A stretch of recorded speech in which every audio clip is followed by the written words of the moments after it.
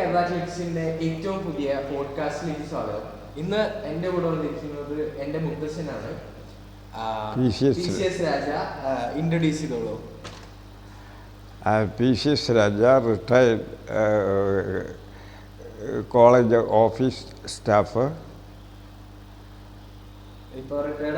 വലിയ ടെൻഷൻ അടിച്ചൊന്നും പറയണ്ട സാർ, നമ്മുടെ പോഡ്കാസ്റ്റാണ്. നമ്മുടെ പോഡ്കാസ്റ്റിൽ വന്ന ആദ്യത്തെ ഫാമിലി മെമ്പർ കൂടെയാണ്. നേരത്തെ നടന്ന നമ്മുടെ ഫ്രണ്ട്സ് എല്ലാവരും കൂടെ പോഡ്കാസ്റ്റ് ചെയ്യുന്നു. അപ്പോൾ ഈ പോഡ്കാസ്റ്റ് ഞാൻ എന്തുകൊണ്ടാണ് മുത്തശ്ശനെ ചൂസ് ചെയ്തതെന്നുണ്ടെങ്കിൽ, ഏകദേശം 40 വർഷത്തിൽ വരെ എക്സ്പീരിയൻസ് ഗുരുവായൂരപ്പൻ കോളേജിൽ കോഴിക്കോട് അധ്യാപകനായിട്ടല്ല, അക്കൗണ്ടന്റ് ആയിട്ട് നിന്നൊരു വ്യക്തി എന്നുള്ള നിലയ്ക്കാണ്. പക്ഷെ ഞാൻ ചോദിക്കാൻ പോകുന്ന ചോദ്യം വിദ്യാഭ്യാസവുമായിട്ട് ബന്ധപ്പെട്ട ചോദ്യങ്ങളാണ്. ഇതൊരു ഇന്റർവ്യൂ പോലെ ഒന്ന് കാണേണ്ട, ഒരു ഓപ്പൺ ഡിസ്കഷൻ ആയിട്ട് കാണാം.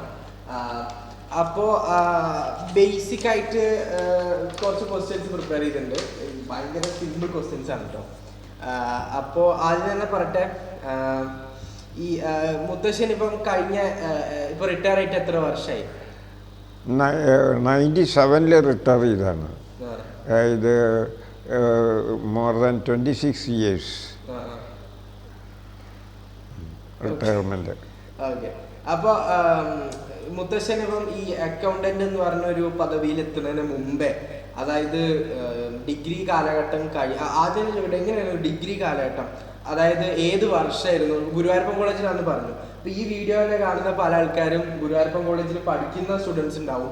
ചിലപ്പോൾ പഠിച്ചു കഴിഞ്ഞ ഇപ്പം പാസ് ഔട്ട് ആയ, റീസെന്റ് ആയിട്ട് പാസ് ഔട്ട് ആയ സ്റ്റുഡൻസ് ഉണ്ടാവും. അല്ലെങ്കിൽ ഒരു 10-15 വർഷം മുമ്പേ, അല്ലെങ്കിൽ മുത്തശ്ശന്റെ ഒക്കെ അറിയില്ല, ഒരു 10-30 വർഷം മുമ്പേ പാസ് ഔട്ട് ആയിട്ടുള്ള സ്റ്റുഡൻസ് ഉണ്ടാവുമായിരിക്കും. അപ്പോൾ മുത്തശ്ശൻ അന്നത്തെ കാലഘട്ടം, ഇപ്പോഴും ഗുരുവായൂരപ്പൻ കോളേജ് ഉണ്ട്, പ്രവർത്തിക്കുന്നുണ്ട്. വർഷങ്ങൾക്ക് മുമ്പേ അത് പ്രവർത്തിച്ചിരുന്നു. അപ്പോൾ എന്ത് വ്യത്യാസമാണ് അന്നും ഇന്നും ആ ഒരു കോളേജ് വിദ്യാഭ്യാസത്തിൽ മുത്തശ്ശൻ കാണുന്നത്? എസ്പെഷ്യലി കാലിക്കറ്റ് യൂണിവേഴ്സിറ്റിയിൽ എടുത്തു പറയാം. കാലിക്കറ്റ് യൂണിവേഴ്സിറ്റിയെ സംബന്ധിച്ച് എടുത്തു പറയുകയാണെങ്കിൽ, എല്ലാ കാലിക്കറ്റ് യൂണിവേഴ്സിറ്റിയിലുള്ള കോളേജുകളിലും ഒരേ തരത്തിലുള്ള വിദ്യാഭ്യാസം തന്നെയാണ്. എക്സാമിനേഷനായാലും എക്സാമിനേഷൻ്റെ കാലഘട്ടങ്ങളിലായാലും ഈ യൂണിവേഴ്സിറ്റിയുടെ ബോർഡ് ഓഫ് സ്റ്റഡീസ് പ്രിപ്പയർ ചെയ്യുന്ന സിലബസ് പ്രകാരമാണ് എല്ലാ സ്ഥലത്തും പഠിപ്പിക്കുന്നത്. അപ്പോഴും വിദ്യാഭ്യാസം രാഷ്ട്രീയം എന്ന് പറഞ്ഞ രണ്ട് പോളുകളായിട്ട് നിലനിൽക്കുമ്പോഴും നമ്മുടെയൊക്കെ എഡ്യൂക്കേഷൻ, അതായത് ഇപ്പം ഞാനിപ്പോൾ പേഴ്സണലി ഒരു പ്രൈവറ്റ് ഇൻസ്റ്റിറ്റ്യൂഷനിലാണ് ഡിഗ്രി ചെയ്യുന്നത്, മുത്തശ്ശനാർമോല. അപ്പോൾ അവിടെയൊക്കെ എന്ന് പറഞ്ഞിട്ടുണ്ടെങ്കിൽ നമുക്ക് ഒരു പൊളിറ്റിക്സിന് ഇൻഫ്ലുവൻസ് എന്ന് പറഞ്ഞൊരു സംവിധാനം ഇല്ല. ഇപ്പം മുത്തശ്ശനൊക്കെ പഠിച്ചു വന്ന കോളേജ്, അതായത് ഗുരുവായൂരപ്പൻ കോളേജ് ഉൾപ്പെടെയുള്ള എല്ലാ കോളേജുകളിലും അതായത് ഗവൺമെന്റിന് ഇൻഫ്ലുവൻസ് ചെലുത്തുന്ന കോളേജുകളിലും രാഷ്ട്രീയം നമുക്ക് മുന്നിട്ട് നിൽക്കുന്നത് കാണാൻ കഴിയും. അപ്പോൾ മുത്തശ്ശൻ ആ കാലഘട്ടത്തിൽ ഏതെങ്കിലും ഒരു രാഷ്ട്രീയ പാർട്ടിയിലോ ഏതെങ്കിലും മെമ്പർഷിപ്പ് എടുത്തിട്ടുണ്ടായിരുന്നോ? അല്ലെങ്കിൽ രാഷ്ട്രീയം കൊണ്ട് എന്തെങ്കിലും ഉപയോഗം പഠനവുമായിട്ട് ബന്ധപ്പെട്ടുണ്ടായിട്ടുണ്ടോ? അതിനെ നമുക്ക് ബന്ധപ്പെടുത്തി പറയാൻ പറ്റും. 1963-66 എൻ്റെ ഡിഗ്രി കാലത്തുള്ള പഠനം ഉണ്ടായിരുന്നത് കോഴിക്കോട് ഗുരുവായൂരപ്പൻ കോളേജിലെ BSc സയൻസ് വിഭാഗത്തിലായിരുന്നു. ബോട്ടണിയാണ്, സുവോളജി ആൻഡ് കെമിസ്ട്രി സബ്സിഡറി ആയിട്ടാണ് പഠിച്ചിട്ടുള്ളത്. അന്നൊക്കെ എന്ന് പറഞ്ഞാൽ ലിമിറ്റഡ് സീറ്റുകൾ ഡിഗ്രിക്കൊക്കെ ഉണ്ടായിരുന്നുള്ളൂ. ഓരോരോ സബ്ജക്റ്റിന് എക്കണോമിക്സ് 45-50, സയൻസ് സബ്ജക്ട്സിലേക്ക് വരുമ്പോൾ അത് പിന്നീടും കുറയുകയാണ്. 20, 16, 50, 45 അങ്ങനെ യൂണിവേഴ്സിറ്റി കോളേജിൻ്റെ കപ്പാസിറ്റി അനുസരിച്ചിട്ടും കോളേജിൻ്റെ ആ സ്റ്റാൻഡേർഡ് അനുസരിച്ചിട്ടുള്ള സീറ്റ് വിഭജനമായിരുന്നു സയൻസിലും ആർട്സിലൊക്കെ ഉണ്ടായിരുന്നത്. അപ്പോൾ സീറ്റുകൾ വളരെ പരിമിതമാണ്. എന്നാൽ അന്നത്തെ കാലത്ത് ഈ നമ്മുടെ പൊളിറ്റിക്സൊക്കെ ഉണ്ടായിരുന്നു. എങ്കിലും ഒരു പൊളിറ്റിക്സിൻ്റെ ഈ പുറമേ നിന്നുള്ള പ്രഷറൊന്നും ഉണ്ടായിരുന്നില്ല. എന്ന് പറഞ്ഞാൽ കോളേജ് നല്ല നിലയിൽ വിദ്യാർത്ഥികൾ തമ്മിലായാലും അധ്യാപകർ തമ്മിലായാലും നല്ല കോണ്ടാക്റ്റായിരുന്നു. കാരണം ഉദാഹരണമായിട്ട് ഞാൻ പറയാം, ഞാൻ ഡിഗ്രിക്ക് പഠിക്കുന്ന കാലത്ത് MA പഠിക്കുന്ന ഒരു നളിനാശൻ എന്ന് പറയുന്നത് ഞാനിപ്പോഴും ഓർക്കുന്നുണ്ട്. അന്നൊക്കെ അതിപ്പോൾ കളക്ടറായിട്ടാണ് അവിടുന്ന് പോയത്. കളക്ടർ ഇതൊക്കെ IAS കാരനായിട്ടാണ് പോയത്. പിന്നെ ഞങ്ങൾ പഠിക്കുന്ന കാലത്തുള്ള ഡിഗ്രിക്ക് ഞാനിപ്പോൾ ഓർക്കുന്ന കുറേ വർഷങ്ങളായി 63, 66 എന്ന് പറഞ്ഞാൽ വർഷങ്ങൾ കുറേയായി.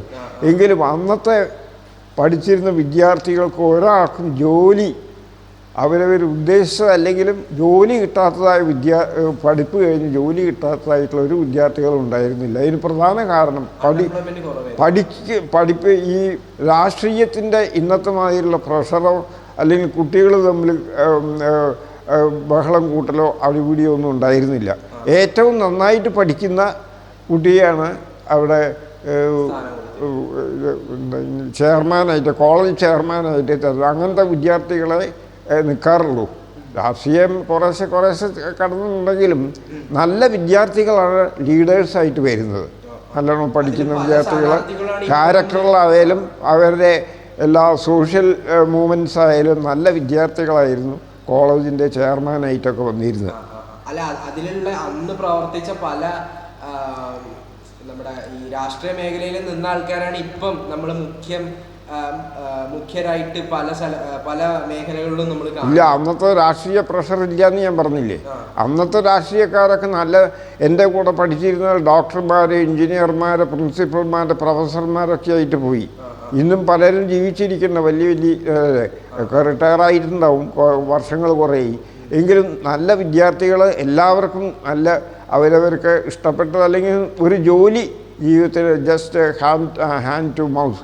എത്ര പഠിക്കാത്ത വിദ്യാർത്ഥികളായാലും ഒരു 3rd ക്ലാസ് അല്ലെങ്കിൽ 1st ക്ലാസ് ആദ്യത്തെ വിദ്യാർത്ഥികൾക്കും ജോലി തേടി പോകേണ്ട കാര്യം ഉണ്ടായിരുന്നില്ല. അതിനുള്ള ചുറ്റുപാടുകളുണ്ടായിരുന്നു അന്നത്തെ. ഇന്നങ്ങനെയില്ല. വിദ്യാർത്ഥികളുടെ പ്രഷർ അന്ന് സ്ട്രെങ്ത്ത് വളരെ കുറവായി. ഇന്നാണെന്ന് വെച്ചാൽ 3000, 4000 അവരുടെ കോളേജിൽ തമ്മിൽ അറിയും കൂടിയില്ല കുട്ടികൾ. അങ്ങനെയുള്ള പ്രശ്നം. പിന്നെ രാഷ്ട്രീയത്തിൻ്റെ അതിപ്രസരം വിദ്യാർത്ഥികളുടെ ഇപ്പം അതിനോട് ചേർത്ത് പറയാവുന്ന ഒരു കാര്യമാണ്, നല്ല രീതിക്ക് തന്നെ രാഷ്ട്രീയ വിദ്യാഭ്യാസം കൊടുക്കുമ്പോൾ തന്നെയല്ലേ നല്ല രാഷ്ട്രീയക്കാരും പറക്കുന്നത്.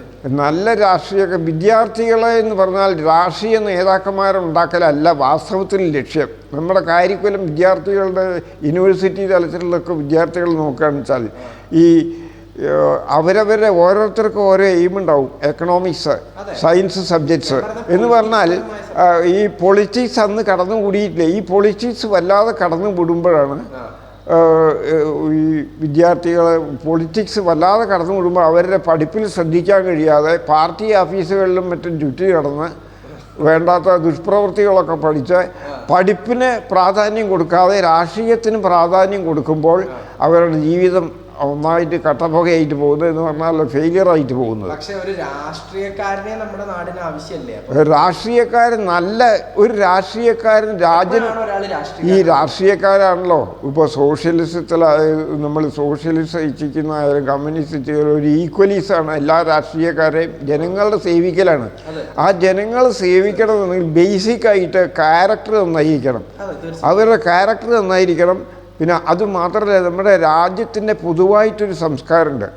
ഇപ്പോൾ വിവിധങ്ങളായിട്ടുള്ള സാംസ്കാരിക നിലപാടുകളാണ്, വ്യത്യസ്തമായിട്ടുള്ള ഭാഷകളും ഇതൊക്കെ സംസാരിക്കുന്ന ആൾക്കാരാണെങ്കിൽ നമുക്ക് പൊതുവായിട്ടൊരു ഒരുമയുണ്ട്. ഇപ്പോൾ അതാ ഉദാഹരണമായിട്ട് നമുക്ക് പറയാം, നമ്മുടെ ഇന്ത്യയെ പാകിസ്ഥാൻ ആക്രമിച്ചപ്പോൾ ഒരു രാഷ്ട്രീയ ഭേദമന്യേ ഇന്ന് നമുക്ക് അത് ഉൾക്കൊണ്ടുകൊണ്ട് പൊതുവായിട്ടുള്ള രാഷ്ട്ര സംസ്കാരം ഉള്ളത് കൊണ്ടാണ് നമുക്ക് ഇങ്ങനെ രാഷ്ട്രം ഒന്നായിട്ട് യോജിച്ച് നിന്ന്. അല്ലാണ്ട് ഈ പൊളിറ്റീഷ്യൻസിൻ്റെ കുട്ടികൾ തമ്മിൽ പഠിക്കുന്ന കാലത്ത് പഠിക്കാതെ തമ്മിൽ ബഹളം വെച്ചും അതാണ് ഞാൻ പറഞ്ഞത്, രാഷ്ട്രീയത്തിൻ്റെ അതിപ്രസരം കൊണ്ട് നമുക്ക് വിദ്യാഭ്യാസത്തിൻ്റെ എന്താണോ ഉദ്ദേശിച്ചിട്ടുള്ളത്, ഒന്നാമത് സാംസ്കാരികപരമായിട്ടുള്ള ഉന്നമനം, പിന്നെ വിദ്യാർത്ഥികളെ വീടിനും നാടിനും കൊള്ളാവുന്ന കുട്ടികൾ അവരുടെ ജീവിതത്തിൽ എന്താണോ എയിംസ് നമ്മൾ ഉദ്ദേശിക്കുന്നത്, സയൻറ്റിഫിക് ആയാലും ശരി, വലിയ സയൻറ്റിസ്റ്റായിട്ട് റിസർച്ചിനായാലും എന്തായാലും പുതുതായിട്ടുള്ള കണ്ടുപിടി നമുക്ക് ഉദ്ദേശിക്കുന്നത് വീടിനെയും നാടിനെയും അത് ഉപരിയായിട്ട് രാഷ്ട്രത്തെയും സ്നേഹിച്ചുകൊണ്ടാണ് നമ്മൾ വളരേണ്ടത്. അങ്ങനെയുള്ള വിദ്യാഭ്യാസമാണ് ഉദ്ദേശിക്കുന്നത്. വിദ്യാഭ്യാസം എന്ന് പറഞ്ഞാൽ ഈ പൊളിറ്റിക്സ് അല്ല. പൊളിറ്റിക്സിൻ്റെ അതിപ്രസരം കൊണ്ടാണ് ഇതൊക്കെ നമ്മൾ വഴിതെറ്റി പോകുന്നത്, കുട്ടികളെയും കൂടി വഴിതെറ്റിക്കുന്നത്. അതായത് പ്രായത്തിൽ അവരെ എളുപ്പത്തിൽ പല വിധത്തിലുള്ള ഈ സമൂഹത്തിൽ കാണുന്ന ദുഷ്പ്രവണതകൾ വിദ്യാർത്ഥികളിൽ വേഗം അവരെ വശീകരിക്കും. പണം കൊണ്ടായാലും മറ്റേ ചീത്ത പ്രവൃത്തികളെ വേഗം അവരെ വശീകരിച്ച് ആ വിദ്യാർത്ഥികളെ പൊളിറ്റിക്സിലേക്ക് കൊണ്ടുവന്ന് അവരുടെ വിദ്യാഭ്യാസത്തിൽ നിന്ന് വഴിമാറ്റുകയാണ് ചെയ്യുന്നത്. അപ്പോൾ ചുരുക്കം പറഞ്ഞാൽ മുത്തശ്ശൻ്റെ ഒരു അഭിപ്രായം എന്ന് പറയുന്നത് പൊളിറ്റിക്സും പഠനവും ഒരുമിച്ച് മിക്സ് ചെയ്യാൻ പാടില്ല എന്നല്ല. പൊളിറ്റിക്സ് കുട്ടികൾക്ക് അറിഞ്ഞിരിക്കണം. അതിന് പൊതുവായിട്ടുള്ള ചില ജനറൽ എഡ്യൂക്കേഷൻ എന്ന് പറഞ്ഞാൽ ഞാൻ പഠിക്കുന്ന കാലത്തൊക്കെ ജനറൽ എഡ്യൂക്കേഷൻ എന്ന് പറഞ്ഞൊരു സബ്ജക്റ്റ് തന്നെ ഉണ്ടായിരുന്നു. ആ ജനറൽ എഡ്യൂക്കേഷനിൽ പൊളിറ്റിക്സ് പഠിപ്പിക്കാം. അല്ലാതെ വിദ്യാർത്ഥികൾ കമ്മ്യൂണിസം, സോഷ്യലിസം, ഇന്നേ പാർട്ടി മറ്റേ പാർട്ടി എന്ന് പറഞ്ഞ് തല്ലി തലമണ്ട അടച്ച് ആശുപത്രിയിൽ അഡ്മിറ്റ് ചെയ്യുന്നതല്ല വിദ്യാഭ്യാസം. അതല്ല പൊളിറ്റിക്സ് വിദ്യാർത്ഥികൾ പഠിച്ചിരിക്കണം. അതായത് ഞാൻ ഉദ്ദേശിക്കുന്നത് വ്യക്തിക്കും വീടിനും നാടിനും രാഷ്ട്രത്തിനും ഉപകരിക്കുന്ന തരത്തിലുള്ള വിദ്യാർത്ഥികളെ നമ്മൾ വാർത്തെടുക്കലാണ്. അത് നല്ല പൗരന്മാരായിട്ട് വാർത്തെടുക്കലാണ് വിദ്യാഭ്യാസം. ഈ പൊളിറ്റിക്സ് അല്ല, പൊളിറ്റിക്സിൻ്റെ എക്സസ് പ്രഷർ കൊണ്ടാണ് നമ്മൾ വിദ്യാഭ്യാസം കുട്ടികൾക്ക് വഴി തെറ്റി പോകുന്നത് എന്നാണ് എൻ്റെ അഭിപ്രായം. ഇതിനോട് ചേർത്തിട്ട് ഞാൻ വേറെ കാര്യങ്ങൾ ചോദിക്കുകയാണ്. ഇപ്പം നമുക്കറിയാം, ഇപ്പം കാലിക്കറ്റ് സർവകലാശാലയുടെ കീഴിൽ ഇഷ്ടം പോലെ കോളേജുകളായി. അതിലൊന്ന് മാത്രമാണ് ഇപ്പോൾ ഗുരുവായൂരപ്പൻ കോളേജ്. മുത്തശ്ശൻ അന്ന് പഠിച്ചിരുന്ന കാലത്തൊരു പ്രൗഢി ഉണ്ടായിരുന്നു ആ കോളേജിന്. ഇപ്പോഴും തീർച്ചയായിട്ടും ആ പ്രൗഢി മെയിൻറ്റെയിൻ ചെയ്തിട്ട് തന്നെയാണ് പോകുന്നത്. എന്നാൽ പല കോളേജുകളും ഇതിൽ നിന്ന് വ്യത്യസ്തമായി പോകുന്നുണ്ട്. അതായത് ഇപ്പോൾ അവരുടെ പഠന രീതികളാണേലും അല്ലെങ്കിൽ അവർ സോഴ്സ് ചെയ്യുന്ന മാഷന്മാർ, അതായത് ഫാക്കൽറ്റീസ് ആണേലും അതിലൊക്കെ ഭയങ്കര വ്യത്യാസം വന്നിട്ടുണ്ട്. ഫോർ എക്സാമ്പിൾ, ഇപ്പോൾ കോട്ടയത്ത് ഒരു യൂണിവേഴ്സിറ്റി, ഒരു എക്സ് ഓർ വൈ ഒരു യൂണിവേഴ്സിറ്റി എടുക്കാന്ന് വിചാരിക്കുക, കേരളത്തിൽ എവിടെയാവാം, അവിടേക്ക് ഒരു മാഷ അല്ലെങ്കിൽ ഒരു പഠിപ്പിക്കാൻ വരുന്ന ഒരു ആളെ അപ്പോയിന്റ് ചെയ്യുമ്പോൾ ചിലർ പൈസ കൊടുത്ത് കയറുന്ന ഒരു പ്രവണത കണ്ടുവന്നിട്ടുണ്ട്. അപ്പം എൻ്റെ സംശയം, നമ്മളിങ്ങനെ പൈസ കൊടുത്ത് അതൊരു മാനേജ്മെന്റ് ഇതിലേക്ക് മാറുമ്പോൾ, പണ്ട് മുതൽ നമ്മൾക്ക് അറിയാവുന്ന കാര്യമാണ് ഈ മാനേജ്മെന്റ് സംഭവം. അപ്പം നമ്മൾ ഈ പൈസ കൊടുത്ത് കയറുമ്പം നമുക്ക് ഈ സ്റ്റുഡൻസ് ഇത്രയും ഫീസ് കൊടുത്ത് പഠിക്കുമ്പോൾ ശരിക്കും അവർക്ക് അവർ കൊടുക്കുന്ന ഫീസിന് അർഹതപ്പെട്ടത് അവർ തന്നെയാണോ ഈ സ്റ്റുഡൻസ്? അതിന് രണ്ട് കാര്യമുണ്ട്. അതിന് നമ്മൾ മാത്രം വിചാരിച്ചിട്ട് കാര്യമില്ല. യൂണിവേഴ്സിറ്റിയുടെ സ്റ്റാറ്റ്യൂട്ട് അനുസരിച്ചിട്ടുള്ള റൂൾസാണ് യൂണിവേഴ്സിറ്റികളൊക്കെ. UGCയുടെ റൂൾസ് അനുസരിച്ചാണ് യൂണിവേഴ്സിറ്റികളൊക്കെ ഫോളോ ചെയ്തിട്ട് അതിൻ്റെ യൂണിവേഴ്സിറ്റിയുടെ കീഴിലുള്ള കോളേജുകളാണല്ലോ. അതിന് പൊതുവായിട്ടുള്ള ചില മാനദണ്ഡങ്ങളുണ്ട് അപ്പോയിൻമെൻറ്റിനൊക്കെ. ഇപ്പോൾ ഇവിടെ എന്ന് പറഞ്ഞാൽ ഈ പ്രൈവറ്റ് മാനേജ്മെൻറ്റ്, ഗവൺമെൻറ് കോളേജുകൾ എന്ന രണ്ട് തരത്തിൽ വിഭജിച്ചായിട്ടുണ്ട്. അതിന് ജാതിയുടെയും മതത്തിൻ്റെയും ഒക്കെ പേരിൽ പലർക്കും പല കോളേജുകളൊക്കെ കൊടുത്തിട്ടുണ്ട്. അതിൽ ഒരു സമത്വം പാലിച്ചല്ല കൊടുക്കുന്നത്. ആ പൊളിറ്റിക്സിനെ ഏത് പൊളിറ്റിക്സാണോ നമ്മുടെ ഭരിക്കുന്നത് അവർക്ക് എപ്പോഴും വിദ്യാഭ്യാസത്തിലായാലും ജോലിയിലായാലും ഗവൺമെൻറ് PSCയിലായാലും ഒരു ഇൻഫ്ലുവൻസ് ഉണ്ട്. അവരുടെ ആൾക്കാരായിരിക്കും. അപ്പോൾ ഈ പൊളിറ്റിക്സ് വല്ലാതെ കടന്നുകൂടിയിട്ടുണ്ട് വിദ്യാഭ്യാസ മേഖലയിലും. അത് യൂണിവേഴ്സിറ്റിയിലെന്ന് പറഞ്ഞാൽ പ്രൈവറ്റ് അധ്യാപകരിലും ഇങ്ങനെ കടന്നുകൂടിയിട്ട്, അതായത് അർഹതപ്പെട്ട അധ്യാപകന് ജോലി കിട്ടാതെ പൊളിറ്റിക്സ് നോക്കിയിട്ട് അവരെ അപ്പോയിൻ്റ് ചെയ്ത് അവിടെ അധ്യാപകരും യൂണിയനൊക്കെ ഉണ്ടാക്കി അങ്ങനത്തെ. അപ്പോൾ അങ്ങനെ യൂണിയൻ ഉണ്ടാക്കുമ്പോൾ വിദ്യാർത്ഥികളെ ഓൾ ടുഗദർ ഒരു ഒന്നായിട്ട് കാണാൻ പറ്റുന്നില്ല അവർക്ക്. അതിനെ ഇടതുപക്ഷം വലതുപക്ഷം എന്നൊക്കെ പറഞ്ഞ് കുട്ടികളെയും വേർതിരിച്ച് അധ്യാപകരും ഈ പൊളിറ്റിക്സിൽ ഇടപെടുന്നത് കൊണ്ട് ഈ അപ്പോയിൻമെൻറ്റിൽ വരുന്ന മാതിരി തന്നെ ഈ അധ്യാപകർ ഇപ്പോൾ മാനേജ്മെൻറ്റിലായാലും ഗവൺമെൻറ്റിലായാലും അതായത് ഭരിക്കുന്ന പാർട്ടികളോ കക്ഷികളോ അല്ലെങ്കിൽ മാനേജ്മെൻറ്റുകളോ അവരുടെ ആൾക്കാരെ താല്പര്യത്തിനനുസരിച്ചാണ് ഇപ്പോഴൊക്കെ അപ്പോയിൻമെൻറ്റ് നടക്കുന്നത്. ഉദാഹരണമായിട്ട് നമുക്ക് മനസ്സിലാക്കും, പല ഈ PSCയിലും ഇതിലൊക്കെ നമ്മുടെ സ്റ്റേറ്റ് ഗവൺമെൻറ്റിനെ പറയുകയാണെന്ന് വെച്ചാൽ തന്നെ അവരവർക്ക് ഇൻഫ്ലുവൻസ് ഉള്ള ആളാണ്, പറ്റിയ ആളെ പ്യുവർ ക്വാളിഫൈഡ് ആയിട്ട് ഉള്ള ആൾക്കാരെ അപ്പോയിൻ്റ് ചെയ്യാൻ പറ്റുന്നില്ല എന്നുള്ളതാണ്. ഈ പറ്റുന്നതിന് ആൾക്കാരെ അവരവരുടെ പൊളിറ്റിക്സ് യൂണിയനായിട്ടും അധ്യാപകരും വിദ്യാർത്ഥികളും വേർതിരിഞ്ഞ് അങ്ങനെ പഠിപ്പിക്കലല്ല മുഖ്യ ലക്ഷ്യം, പൊളിറ്റിക്സിനാണ് മുന്നിൽ വരുന്നത്. മനസ്സിലായില്ലേ? അപ്പോൾ അധ്യാപകർക്ക് ജോലി കിട്ടാതിൽ പുറമെ ഈ പണം കൊടുത്തിട്ട് ജോലി കിട്ടുകയായാലും അവരുടെ ഈ മറ്റുള്ള പൊളിറ്റിക്കൽ താല്പര്യം നോക്കുന്നതുകൊണ്ടാണ് ആകെപ്പാടെ വിദ്യാർത്ഥികളെയും വേർതിരിച്ച് അവർക്ക് പഠിപ്പിക്കാനും താല്പര്യമില്ല. എൻ്റെ ഇപ്പോൾ പൊതുവായിട്ട് പറയുകയാണെങ്കിൽ അധ്യാപകർ പഠിപ്പിക്കാൻ വരികയും വിദ്യാർത്ഥികൾ പഠിക്കാൻ വരികയും ചെയ്യുമ്പോഴാണ് ഒരു നല്ല വിദ്യാലയം അല്ലെങ്കിൽ കോളേജായിട്ടോ ഹൈസ്കൂളായിട്ടോ യൂണിവേഴ്സിറ്റി ആയിട്ടോ മാറും. അതിനെല്ലാം മാർഗ തടസ്സമായി നിൽക്കുന്നത് രാഷ്ട്രീയമാണ്. ആ രാഷ്ട്രീയത്തിൻ്റെ അതിപ്രസരം സ്കൂളുകളിലും കോളേജുകളിലും ഈ വിദ്യാർത്ഥികളിലും as well as in lecturers and teachers അങ്ങനെ വേർതിരിവില്ലാതെ ഒരുമിച്ച് കാണാൻ പറ്റുന്നില്ല. ഞാൻ ഈ പറഞ്ഞതോട് 100% യോജിക്കുന്നില്ല. മുത്തശ്ശന്റെ പെർസ്പെക്റ്റീവ് ആണ്. ഇനി നമുക്ക് കുറച്ച് കൂളായിട്ടുള്ള ഒരു ചോദ്യത്തിലേക്ക് കിടക്കാം. അതായത് മുത്തശ്ശന് പഠിച്ച സുവോളജി ആയിരുന്നില്ല പഠിച്ചിരുന്നത്, അപ്പോ ബോട്ടണി ആയിരുന്നു, ബയോളജി റിലേറ്റഡ് സയൻസ് സബ്ജക്റ്റ് ആയിരുന്നു. അപ്പോൾ അന്ന് അതിനകത്ത് എന്തുകൊണ്ടാണ് ആ ഒരു കോഴ്സിലേക്ക് പോയത്? ഇപ്പം നമ്മൾ നോക്കാം, ഒരു കാലത്ത് അതായത് പ്രത്യേകിച്ച് മുത്തശ്ശൻ്റെ കാലഘട്ടം ഒന്നെങ്കിൽ ഡോക്ടർ ആവുക അല്ലെങ്കിൽ എഞ്ചിനീയർ ആവുക, അങ്ങനെ 2 ഓപ്ഷൻ മാത്രമേ ഉള്ളൂ. ഇപ്പോഴും വലിയ മാറ്റമൊന്നും ഈ കാര്യത്തിൽ വന്നിട്ടില്ല എന്നുള്ള സത്യം. അതിൻ്റെ ഉത്തമ ഉദാഹരണമാണ് നമ്മുടെ നാട്ടിൽ തന്നെ വളർന്നു വരുന്ന ഇഷ്ടംപോലെ എൻട്രൻസ് കോച്ചിങ് സെൻ്ററുകൾ. അപ്പോൾ ഈ പിള്ളേരെ ഇഷ്ടംപോലെ ഒഴുകുകയാണ്. അതിലൊരു സാമ്പിളായിരുന്നു ഞാനും, മുത്തശ്ശൻ അറിയാലോ. അപ്പോൾ അതിനകത്ത് എനിക്ക് ചോദിക്കേണ്ട ഒരു ചോദ്യം, അന്ന് അങ്ങനെ 2 ഓപ്ഷൻ മാത്രം ഉണ്ടായിരുന്ന സമയത്ത് മുത്തശ്ശൻ എന്തുകൊണ്ടാണ് ഈ ഒരു സ്ട്രീം ചൂസ് ചെയ്തത്? അന്നൊക്കെ എന്ന് പറഞ്ഞാൽ ആ ഒരു സ്ട്രീമിലേക്ക് അന്നത്തെ 63, 66 പറഞ്ഞാൽ അന്നത്തെ സാമൂഹ്യ വ്യവസ്ഥിതിയും ഇന്നത്തെ സാമൂഹ്യ വ്യവസ്ഥിതിയും വളരെയധികം വ്യത്യാസമുണ്ട്. അന്ന് പഠിച്ചിട്ട് ഡോക്ടറാവുക എഞ്ചിനീയർ ആവുക എന്നുള്ളതില്ല, വിദ്യാഭ്യാസം നല്ലോണം വേണം, ഇല്ല എന്തെങ്കിലും ഒരു തൊഴിലെടുക്കാനൊക്കെ ഉള്ള വിദ്യാഭ്യാസം വേണം. അതുകൊണ്ട് ഡിഗ്രിക്ക് ചേർന്നു. പിന്നെ രക്ഷിതാക്കന്മാരും ഇന്നത്തെ മാതിരി പ്രബുദ്ധരായിട്ടുള്ള രക്ഷിതാക്കന്മാരായിരുന്നില്ല നമ്മളൊന്നും. ആ കാലത്തെ വിദ്യാഭ്യാസം അങ്ങനെ വളരെ നിഷ്കർഷയൊന്നുമില്ല, എങ്കിലും പഠിപ്പിക്കണമെന്നുണ്ടായിരുന്നു എന്നേ ഉള്ളൂ.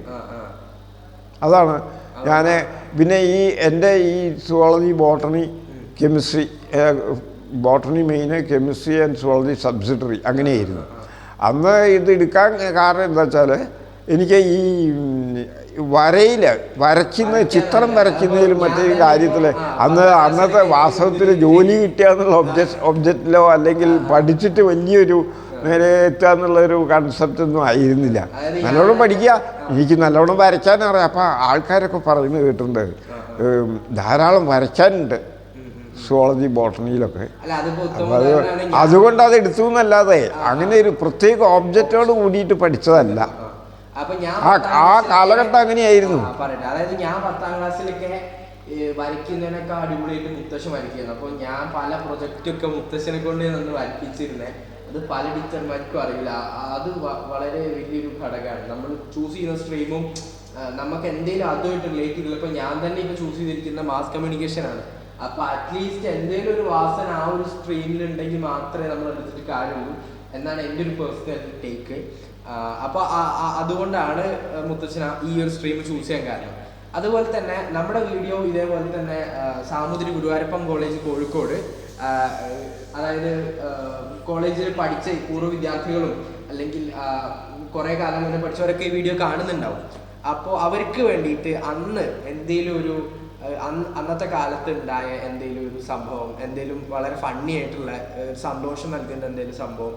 അപ്പോൾ നമുക്കറിയാം നമ്മളെ ബാബുസ്വാമി, നമ്മുടെ സിനിമാ നടൻ ബാബുസ്വാമിയൊക്കെ മുത്തശ്ശൻ്റെ കൂടെ ആയിരുന്നു അവിടെ. അപ്പം പിന്നെ എടുത്തു പറയേണ്ട കാര്യം, മുത്തശ്ശൻ ഗുരുവായൂരപ്പൻ കോളേജിൽ പഠിച്ച് അവിടെ തന്നെ ജോലി ചെയ്തൊരു വ്യക്തിയാണ്. അപ്പോൾ അത്രയും കാലത്തെ വർക്കിംഗ് ടൈമിലുണ്ടായ എന്തെങ്കിലും ഒരു ബിസയർ അല്ലെങ്കിൽ ഒരു ഭയങ്കര ഡിഫറെൻ്റ് ആയിട്ടുള്ള ഒരു ഇൻസിഡൻറ്റിനെ കുറിച്ചൊന്ന് പറയാൻ പറ്റും? അന്നൊക്കെ എന്ന് പറഞ്ഞാൽ വളരെ സ്റ്റുഡൻസ് വളരെ ഡിസിപ്ലിൻഡ് ആയിരുന്നു. ഇന്നത്തെ മാതിരി രാഷ്ട്രീയത്തിൻ്റെ രാഷ്ട്രീയത്തിൻ്റെ അതിപ്രസരമോ കാര്യങ്ങളൊന്നും ഇല്ലാത്തതുകൊണ്ട് അധ്യാപകരെ നമ്മൾ ബഹുമാനിക്കുകയും സ്നേഹിക്കുകയും ചെയ്തിരുന്ന കാലമാണ്. ബസ്സിലൊക്കെ കയറുകയാണെന്നുണ്ടെങ്കിൽ ഇന്നത്തെ മാതിരി തമ്മിൽ ബീഡി കൊളുത്തുകയും മറ്റുള്ള ഈ ദുഷിച്ച സമ്പ്രദായമൊന്നും ഉണ്ടായിരുന്നില്ല. എഴുന്നേറ്റ് ഒരു അധ്യാപകൻ അദ്ദേഹം നിൽക്കുകയാണെന്ന് വെച്ചാൽ ഉടനെ നമ്മൾ എഴുന്നേറ്റ് നിന്ന് കൊടുത്തു. അവരെ കൂടുതലായിട്ട് ഇതുകൊണ്ട് ഇന്നത്തെ ചില കുട്ടികൾക്ക് അതൊരു ആഭാസമായിട്ട് തോന്നിയിരിക്കാം. പക്ഷേ അന്ന് നമ്മൾ അങ്ങനെയാണ് റിലേഷൻഷിപ്പ് ഉണ്ടായിരുന്നത്. സ്നേഹിക്കുകയും സ്നേഹം കൊടുക്കുകയും ചെയ്തിരുന്ന കാലമായിരുന്നു. ഇന്നങ്ങനെയില്ല. പൊളിറ്റിക്സിൻ്റെ പേരിൽ തല മണ്ട തമ്മിലടിച്ച് ഒരേ ക്ലാസ്സിൽ പഠിക്കുന്ന കുട്ടികളെ കൊല്ലുന്നവരെയുള്ള ഇൻസിഡൻറ്റ് ഈയിടെയായിട്ട് പേപ്പറിൽ വായിക്കുന്നുണ്ടായി. ഇതൊക്കെ രാഷ്ട്രീയക്കാരെയാണ് വാസ്തവത്തിൽ കുറ്റം പറയേണ്ടത്, വിദ്യാർത്ഥികളെ അല്ല. നമ്മുടെ ഈ സാംസ്കാരികപരമായിട്ട് സ്നേഹത്തോടും ബഹുമാനത്തോടും പരസ്പരം ഗീവ് ആൻഡ് ടേക്ക് എന്നാണ് കൊടുത്ത് നമ്മളെ വിദ്യാഭ്യാസം മുന്നോട്ട് നീങ്ങുകയാണെങ്കിൽ നമ്മൾ അതുപോലെ ഒരു കോളേജ് ഡേ, അന്നൊക്കെ കോളേജ് ഡേ അല്ലെങ്കിൽ ആർട്സ് ഡേ എന്നൊക്കെ പറഞ്ഞാൽ കുട്ടികൾക്ക് വളരെ നല്ല കൂട്ടത്തിൽ തമ്മിൽ ആർട്സ് ഒക്കെ ഉണ്ടായിരുന്നു.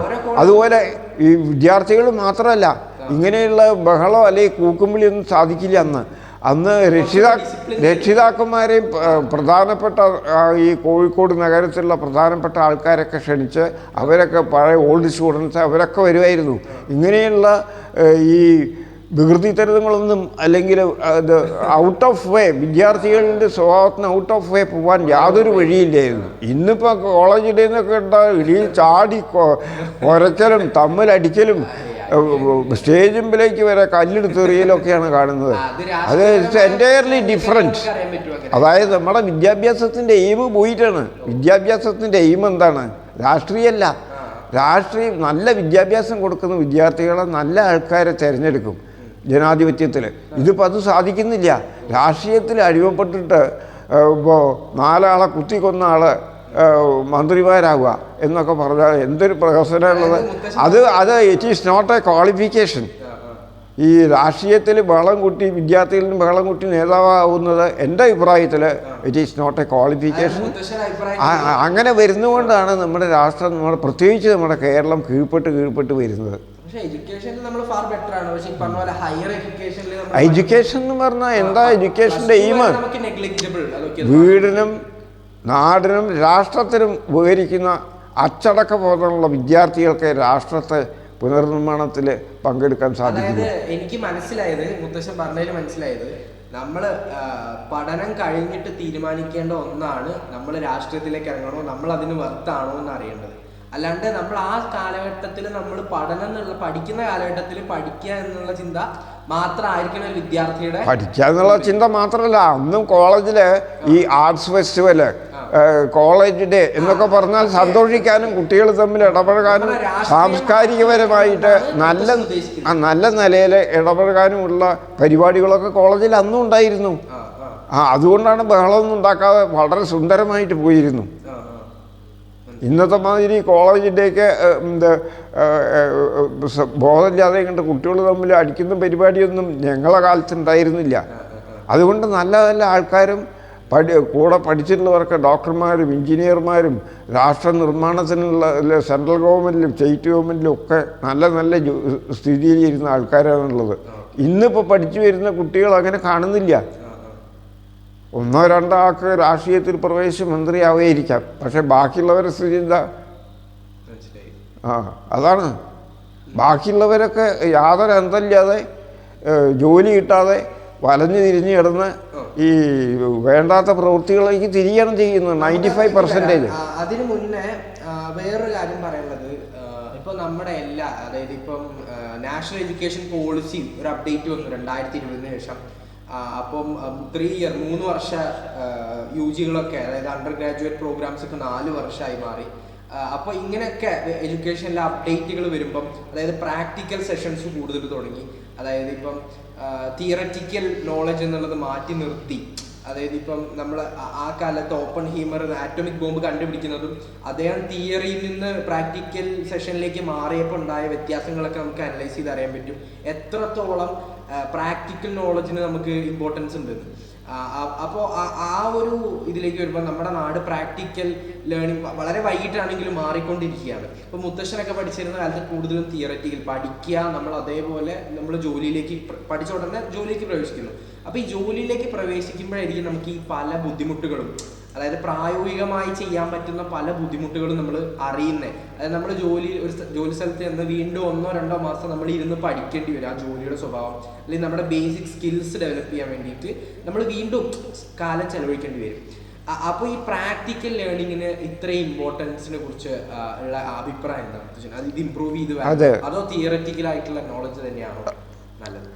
ഇത് ടോട്ടലായിട്ട് പറയുകയാണെന്നെങ്കിൽ ഈ വിദ്യാഭ്യാസത്തിൻ്റെ ഇടയിൽ ഈ വളരെയധികം മാറ്റങ്ങൾ ആവശ്യമായി വന്നിരിക്കുന്നു. കാരണം അന്നത്തെ വിദ്യാഭ്യാസം അന്നത്തെ കാലഘട്ടങ്ങളിൽ വളരെ മാറി നമ്മൾ വളരെയധികം മുന്നോട്ട് പോയിക്കൊണ്ടിരിക്കുകയാണ്. ആ മുന്നോട്ട് പോയിക്കൊണ്ടിരിക്കുന്ന കാലഘട്ടത്തിൽ വിദ്യാർത്ഥികൾക്ക് വെറും തിയറി മാത്രം പഠിച്ച് അച്ചടക്കത്തോടുകൂടി പോയാൽ പോരാ. അച്ചടക്കം വേണം, പഠിക്കുന്നതിൽ അച്ചടക്കം വേണം. അതേ സമയത്ത് ഓരോരോ വിദ്യാർത്ഥികൾക്കും നമുക്ക് ഏതെല്ലാം തരത്തിൽ വ്യവസായത്തിന്, ഇപ്പോൾ രാഷ്ട്രത്തിന് എന്താ വേണ്ടത്, വ്യവസായം, കൃഷി, സയൻറ്റിഫിക് ആയിട്ടുള്ള പല കണ്ടുപിടുത്തങ്ങൾ, ഡെവലപ്മെൻറ്റ്സൊക്കെയാണ് നമുക്ക് വേണ്ടത്.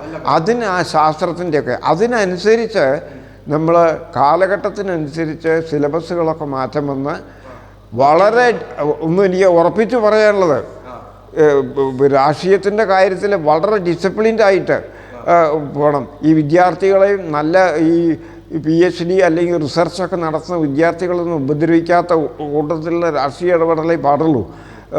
ഈ മന്ത്രിമാർക്കും പഠിക്കാത്തവരാ, ഒരു ഡിഗ്രി പോലും ഇല്ലാത്ത ആൾക്കാരാണ് ഈ ഇത്തരത്തിലുള്ളതൊക്കെ പറഞ്ഞത്. അത് അവരെ അല്ല, മിനിമം ഒരു MLA ആവണമെന്നുണ്ടെങ്കിൽ മിനിമം ഡിഗ്രിയെങ്കിലും വേണമെന്നാണ് എൻ്റെ അഭിപ്രായം. യാതൊരു വിദ്യാഭ്യാസം ഇല്ലാത്ത ആൾക്കാരായിട്ടാണ് നമ്മുടെ രാജ്യം തന്നെ. കേരളം മാത്രമല്ല, വ്യാവസായികമായും കൃഷിപരമായിട്ടും സയൻറ്റിഫിക് റിസർച്ച് പരമായിട്ടും അതിനനുസരിച്ചിട്ടുള്ള ഡെവലപ്മെൻറ്റ്സ് വിദ്യാഭ്യാസത്തിൽ മാറ്റം അനിവാര്യമാണ്. അതുകൊണ്ടാണല്ലോ സെൻട്രൽ ഗവൺമെൻറ് ഓരോ സ്റ്റാർട്ടപ്പ് എന്നുള്ള രീതിയിൽ വിദ്യാർത്ഥികൾ പഠിക്കൽ മാത്രമല്ല, തിയറിറ്റിക്കലും മാത്രമല്ല, അത് ജീവിതത്തിൽ എങ്ങനെ കൊണ്ടുവരാം, അത് നമ്മുടെ വീടിനും രാഷ്ട്രത്തിനും എങ്ങനെ ഉപകരിക്കും എന്നുള്ള തരത്തിലുള്ള എല്ലാ സംസ്ഥാനങ്ങളിലും ഉണ്ടത്.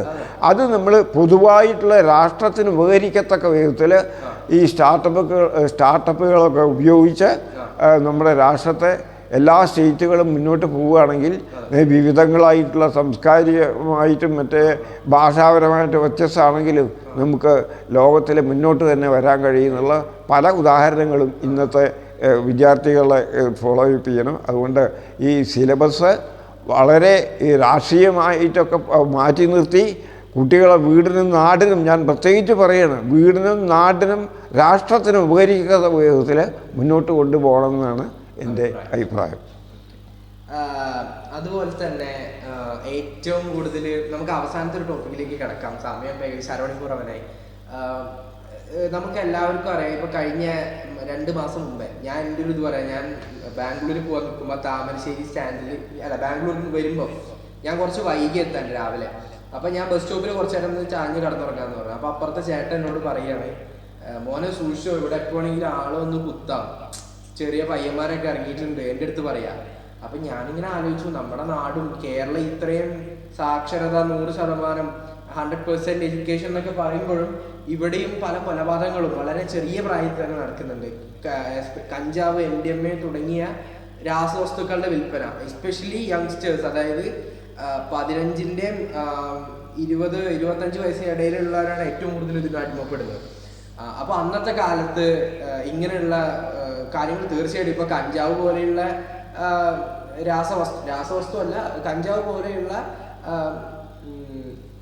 കഞ്ചാവും ബീഡിയൊക്കെ പോലുള്ള, അതേപോലെ മദ്യം, ഇതൊക്കെ വളരെ ലിബറലായിട്ട് കിട്ടിക്കൊണ്ടിരുന്നതായിരുന്നു ആ കാലത്ത്.